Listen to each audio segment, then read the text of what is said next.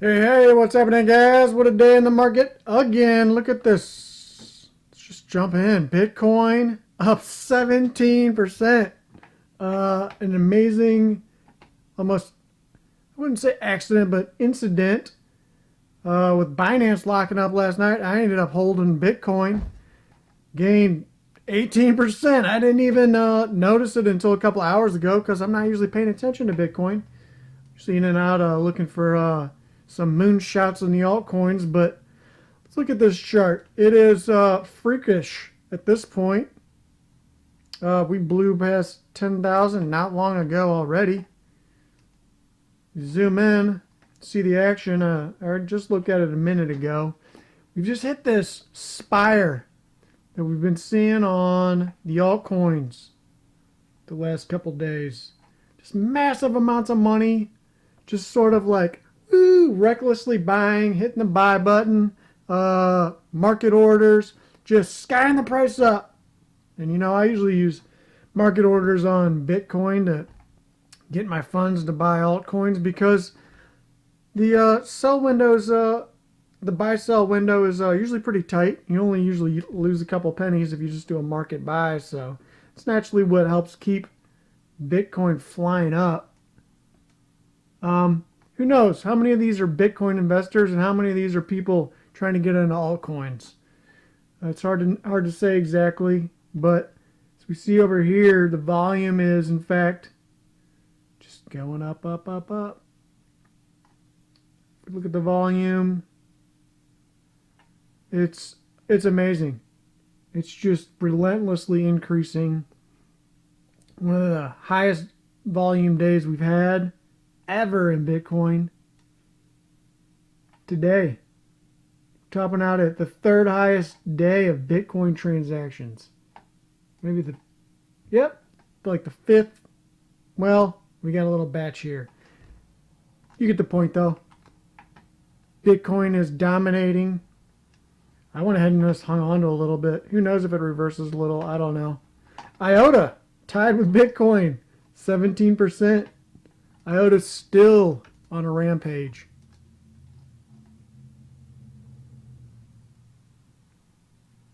I can't believe it. You could have bought yesterday and still made a boatload. I don't know who's buying that high. They're really into it though. Monero another 8%. Yesterday I think they did 25. Stellar Lumens another 19%. I thought Stellar Lumens was maxed out. These are phenomenal spikes. I can't even believe it. If you were in the stock market, you'd never see anything like this ever. BitConnect still chugging along. I haven't dropped a dime in BitConnect. I think that window, look at that. They're still cruising. They had a rough patch there. Waves up 7. Been taking note about waves again because I've seen a couple of developmental cryptos having to do with waves. I can't remember off the top of my head, but I do keep an eye on it lately. Populous 16%. Einsteinium out of control. Jeez, a week ago, no one would have thought that an 11-cent crypto was going up to $2. Has that news even come out yet? I don't think it has. We haven't heard any talk of it on the groups. This is either pure speculation or this is businesses buying in, but Einsteinium, this is insane. $400 million market cap. Runaway train. A lot of red down in the lower 40s and 50s. Tron popping up to 50%. I believe everybody on the planet has some Tron. They did an experiment where to show off their network, they dispersed a micro amount of Tron to just about everybody that has any kind of crypto. So I have 500 Tron. I think that was equivalent to like $1. Well, it's gone up so much, I might have $2 or $3 now. I don't know. Walton back down. Kyber Network did not continue its pop. Funfair back in the action. 27%.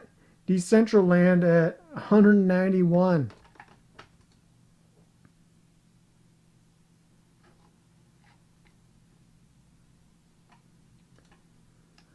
I think I heard some news about the Monocoin. I believe somebody said that it was added to 3 exchanges in Japan. I think it was Monocoin. I'm not even 100% sure, but that was when I talked about yesterday that it just skyrocketed. I mean, these moons are, we could track down the individual reasons why these moons, but they're so high that the people buying in at this point are borderline insane.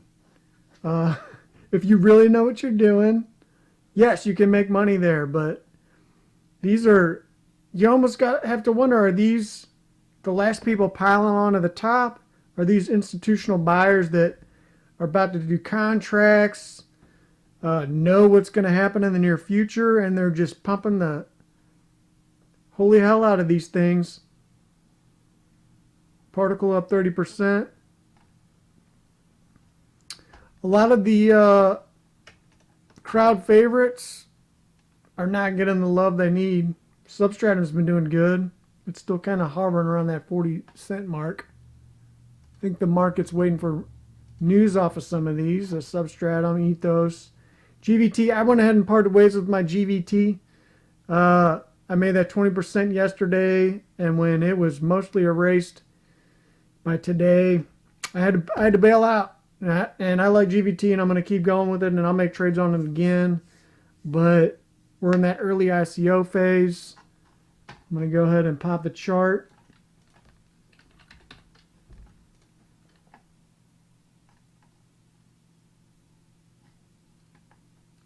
Early ICO phase. I mean, it could go at any point, but I can't handle the roller coaster anymore to where I'm up here and down here over and over again. I ended up, I think I just broke even pretty much because I had a high chunk and a super low chunk, and I was waiting for my pop. I don't feel like waiting anymore, and I'll show you the reason why I got into that mood. And that's because I had to cut loose my Raiden. Right here was about the last support line I was willing to wait through, and when we didn't get a new high around here and started to see, I'll show you, lowering highs right about here, I knew it was over. And, you know, that's a late call, but I was being patient with Raiden for reasons that I explained in my last video. And when it started not doing the increasing highs, I was out. So I go to Binance, and Binance is slow as a dog last night. I love Binance. Don't get me wrong, but it was so slow. It took me 9 times to try to log in. Couldn't get a sell off. I hit sell on Raiden probably 185 times, and it kept saying insufficient funds, even though I had Raiden.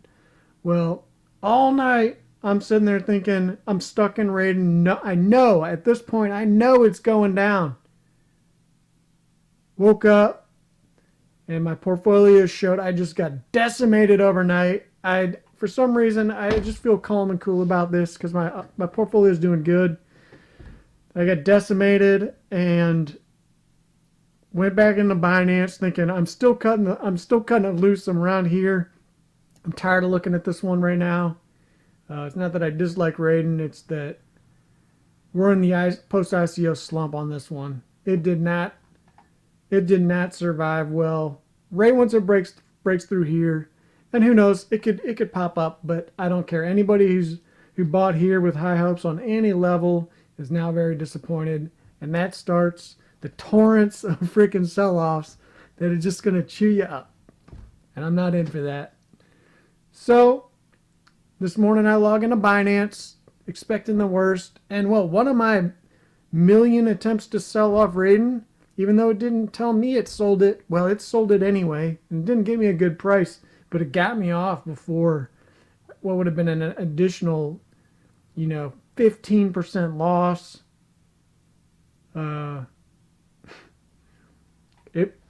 It sold off, and it sold off into Bitcoin for me, which was my order, and then Bitcoin goes up 17%. So my terrible loss, which was the whatever gap from here to here, is now almost erased. And that's a true story and a happy story for me. But that's the story of Raiden and GVT. Closes that chapter. I'm out of both of them now. This was the very rare time when I was willing to give the post-ICO slump a chance. And it didn't pull through the way I was hoping. I was really hoping we'd end up in this zone here before long. And I wasn't trying to predict it, but I was giving them a chance because I liked the products. Which, there's a lesson in that you learn over and over in investing. Once you really like something, you can kind of get a little blinded in choice. And it's not just that you know it's a bad idea on many levels. The statistics are against you, but you feel patient in making that decision. And sometimes that patience can kill you. So that's that. Einsteinium. Let's move on. I wanted to cover something today. I don't remember how long ago it was. A few weeks ago, I bought into Universa, the ICO, and I think it's either today or tomorrow, where Universa's ICO is completed. I'm going to talk about it. Universa. It is just an interesting but basic website. Very professionally made. Here's the discount bracket on the ICO.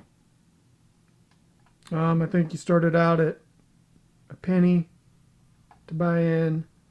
Translates to about a 25% discount for the early buyer. I bought it in right here. So the sell-off shouldn't be too massive. I hope we see some growth. I'll talk about the reasons why Universa could take off or not take off on here in a minute. But I just want to look at this. And I know that anybody that's already heard of Universa has probably seen this. But this is where the importance of it starts.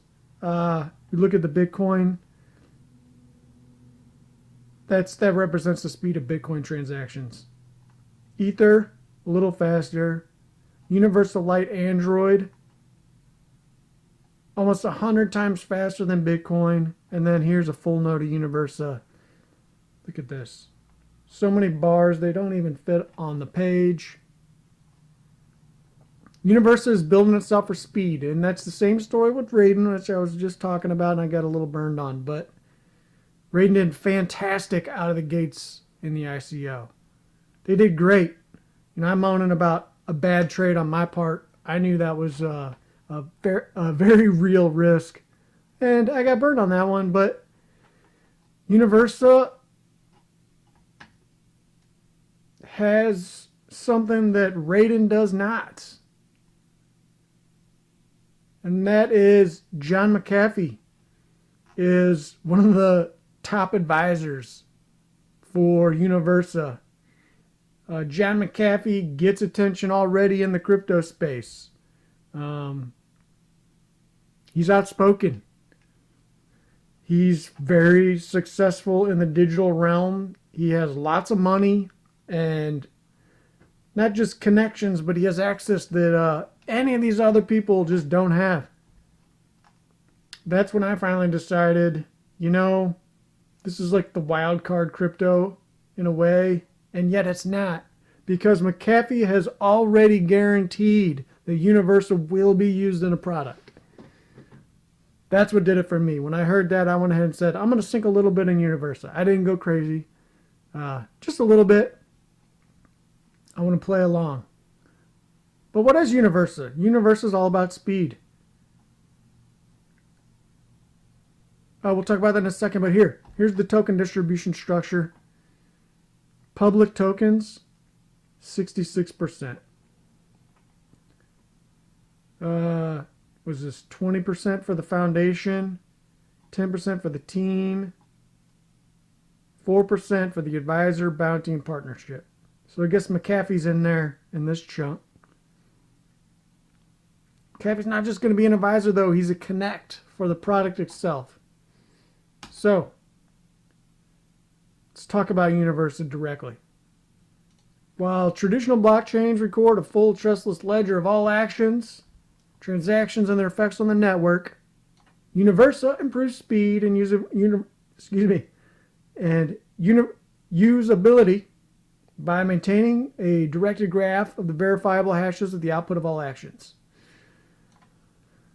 Okay, instead of using full blocks, Universa has nodes that they're going to go ahead and just use as references, and the updates are going to be micro. They're going to be tiny. So the entire blockchain doesn't have to read full blocks. Now, that tells us speed, but there's a sacrifice to do that. And this is where I'm going to talk about why some people are going to like Universa and see why it would be useful and others are not. Here's a Reddit user. He's going to stay away from Universa. They're able to get such high transaction speeds because he uses a small number of nodes which are licensed, trusted. This reminds me of Neo, of course, that uses a small number of nodes just like this. This makes their marketing seem pretty shaded at this guy because they're comparing the speed to Bitcoin, which of course is orders of magnitude slower since it's an open distributed system. See, what we lose is some of the decentralization to get the speed. But here's the thing is Universa trying to be Bitcoin. No, Universa is trying to be that next tier branch of what blockchain is going to be. Blockchain's not only going to be decentralized networks. Blockchain is going to be used in financial transactions within businesses. It's going to be used in software within businesses. So when a business says, I want blockchain within my business, I want to start using it, they're not going to go, well, let's use old slow dog Bitcoin and try to run transactions off of that exact make and build. What they're going to do is go to somebody like Universa or Raiden or any of these other super speed builds on top of these networks and protocols, and they're going to say, you guys, you're the experts. We want to pay, little as we go to use your services because you've already perfected speed on blockchain. So that's the upside with what Universa is. We're looking at moving not just transactions, but information. We need the speed. You can't move information with speed based on the the Bitcoin network. You've got to go with somebody else. Universa has the guaranteed product through McAfee, and that's the selling point. Anyways, I wouldn't be talking about Universa simply because I bought a little in and think it'll benefit me. I'm talking about it because I think it's going to offer you guys a good trade. I think that the ICO window has an opportunity to rise. How many other ICOs have had a real kind of almost, maybe not celebrity, but a celebrity in the digital realm to push it off? That's what McAfee is. That's what's going to happen. I hope these guys time their marketing well and give us the news releases through the ICO phase. I know no ICO is looking to build themselves up as a pump and up scenario.